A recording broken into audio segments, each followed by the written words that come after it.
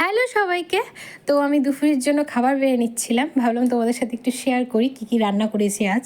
তো আজ মঙ্গলবার ছিল, পুরোটাই ভেজ করেছি। তো আজ রান্না করেছিলাম থানকুন পাতা বাটা। তো অনেকেই এই পাতাটাকে বিভিন্ন নামে মানে ডাকে, তো আমি এটাকে থানকুন পাতাই বলি।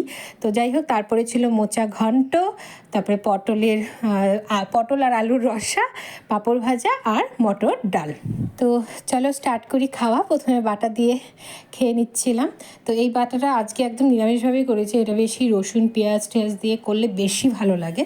তো আজকেরটাও ভালোই হয়েছিল, মোটামুটি হয়েছিল। নেক্সট ছিল মোচা ঘন্ট, আলু দিয়ে মোচা ঘন্ট। তো বলে রাখি, মোচা আমি আজকে ফার্স্ট টাইম রান্না করেছি, ফার্স্ট টাইম মানে লাইফে ফার্স্ট টাইম আমি রান্না করেছি।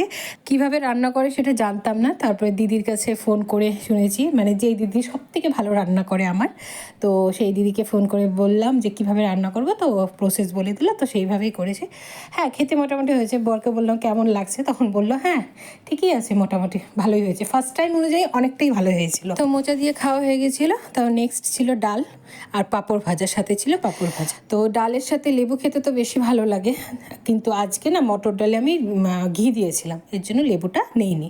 তো ওই যে ডাল আর পাঁপড় ভাজা দিয়ে খেয়ে নিচ্ছি। সবার শেষ পাতে এখন আলু পটলের সবজি দিয়ে খাচ্ছি, যেটা খেতে একদমই ভালো লাগছিল না, কারণ প্রথমে এত সবজি খেয়ে ফেলেছি, এখন পেটটা একদম ভরে গেছিলো তখন, সেই জন্য লাস্টের এই আলু পটলের সবজি দিয়ে অনেক কষ্টে আমি ভাতটা খেয়েছি, কারণ আমি ভাত নষ্ট করি না তাই। তো যাই হোক, তো কেমন লাগলো ভিডিওটি অবশ্যই জানিও, ভালো লাগলে অবশ্যই লাইক শেয়ার কমেন্ট করো, আর তোমরা কে কী খেয়েছো লাঞ্চে অবশ্যই কমেন্ট বক্সে কমেন্ট করে রেখো। তো টাটা, বাই।